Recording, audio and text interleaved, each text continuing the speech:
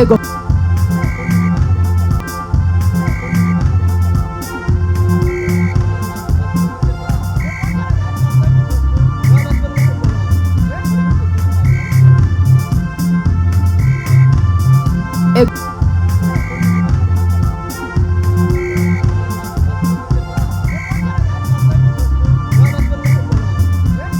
tugire Kristo.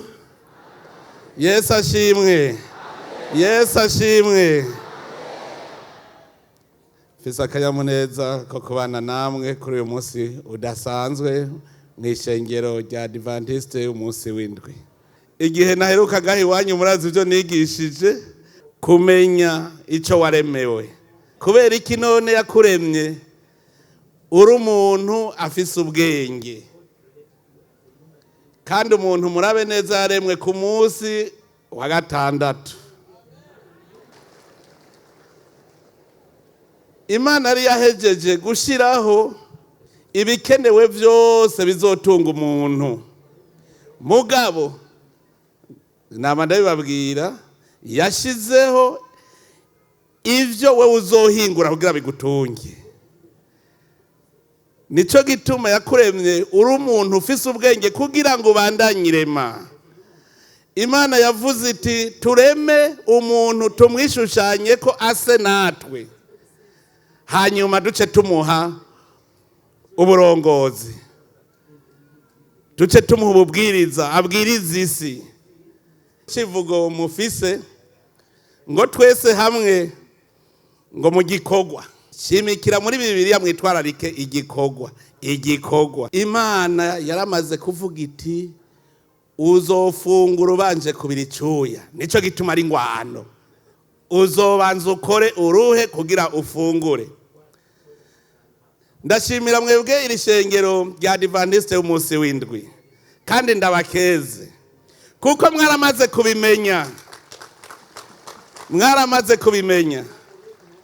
Muribuka igihe twavuga tuti duhaguruke twese umunwa wose uronka icyo ufungura, twasanze Abarundi bari bakigenda barakwega ibirenge. Twavuze tuti kuri ibirenge hasi mutambuke gisoda, murabe yuko inzara idacihera.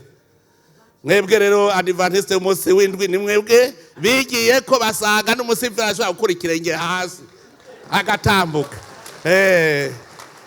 Hako n'akaroro keza kugenda uraba imbere utitwarika ibiri hasi.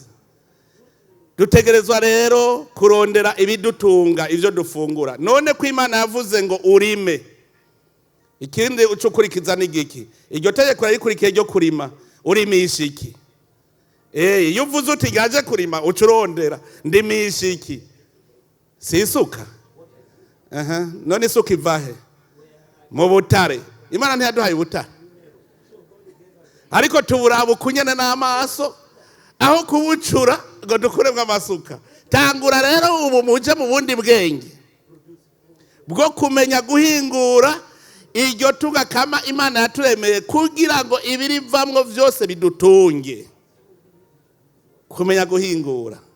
Ndashimiye cyane ishengero rya Adventiste kuko ririmwe muri uwo mugambi wo kwigisha kugira turonke ubuhinga bwo guhingura.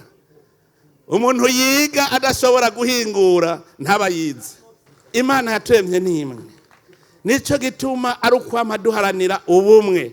Ndanezerewe kuno munsi mu kwija imyaka 100 mwasubiye mu bumwe. Birahimbaye kubona uno munsi ishengero Adventiste ryo ku munsi w'indwi mwese muri mu bumwe. Umwe arakeneye ingabirano y'uwundi, uwundi arakeneye ingabirano y'uwundi. Dushire hamwe izo ngabirano twese dufise. Abafise ingabirano yo kwigisha ijambo ry'Imana bari twigishe kugira ngo dutahure ico twaremewe n'ico dutegerezwa gukora. Mu gico mwomenya uri kinebwe ntaco uvamwo, kuko Imana yaraguhaye ubutumwa, yakuremye ngo ubandanyirema uhingura.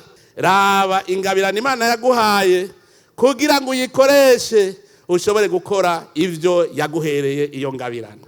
Ndanezerewe cyane ko mukora mukurikije ijambo ry'Imana, kwitaho amagara y'abantu. Na Yesu yarafise ikigongwe akavura abantu bagakira. None namwe muriko muritwarika amagara y'abantu, imyaka 100 muyihejeje mufise ico mwirata muti turamaze kuvura. muri mwebwe harimo abaganga, ni byiza cyane kwitwararika. Mwitwararike kandi yuko iki gihugu cy'Imana umwe wese agifise ku ruhara.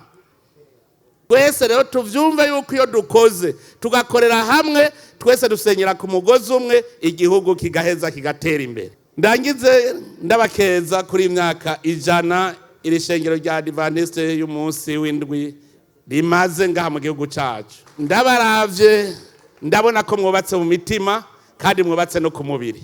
Mu myaka 100 ndabaravye murimwo ivyamwa. None rero murazi ico twita inararibonye. Inararibonye niyo iguma ibona nibikurikira. Ko mwamaze guca mu mitego y'akahise, ubu murazi ingene mutegura imitego, harageze ko mukora kugira ngo mu yindi myaka 100 muze mube mwaramaze guhindura iri shengero ari shengero ry'abamarayika, abantu banezerewe, batunze, bamerewe neza. None rero dusaba Imana mushobora byose igume ihezagira ishengero kugira ngo tuze dushike ku munsi w'imperuka koko turabana b'Imana, twese tugira turigina tugiye imbere y'Imana. None rero Imana mushobora byose mwese ibahezagire, murakoze.